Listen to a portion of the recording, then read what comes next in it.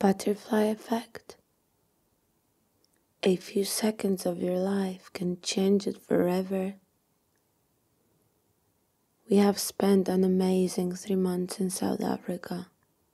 Lions, giraffes, wilderness. He's a pilot.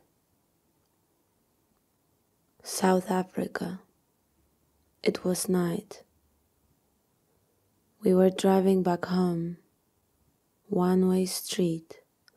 Dark little street in the middle of nowhere in a small town in Africa. Suddenly, a car appears in front of us. I nervously push the brakes. He gets out. I didn't manage to stop him. 2 men get out of the other car.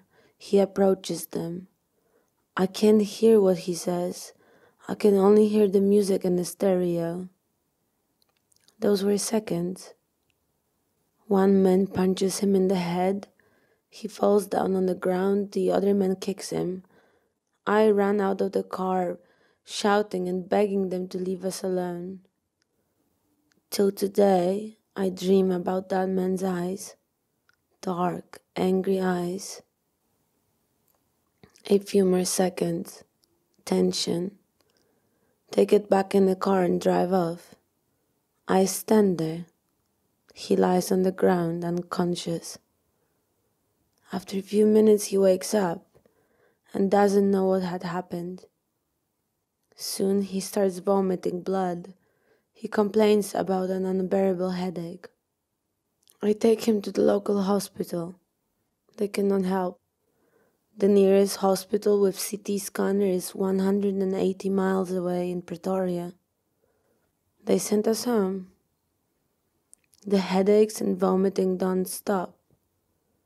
Soon he starts having delusions.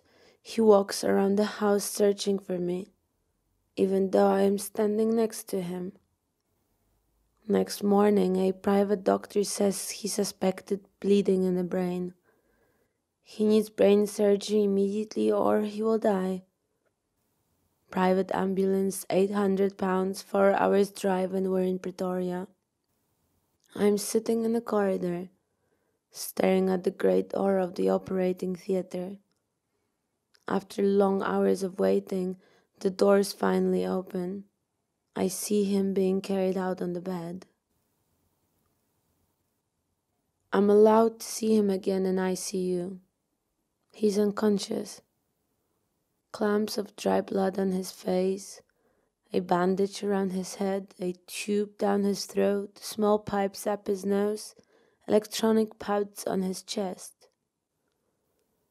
I speak to him. He squeezes my hand, and they tell me to leave. That very night, he suffers a stroke. Blood clot in the left side of the brain. They operate again. They keep him in induced coma for 2 weeks. He wakes up and he cannot speak. Aphasia. The left part of the brain had died. The part of the brain responsible for speech. The words may be there, but he can't get them out. He doesn't understand the spoken or written language. It has been a year now. He has lost his dream career, lost friends. Isolation, depression, anxiety. Hours and hours of speech therapy. Letters, sounds, words. There is very little progress. Hardly any chance of a good recovery. A few seconds changed our lives forever. He's not giving up though. He still believes he will fly again one day.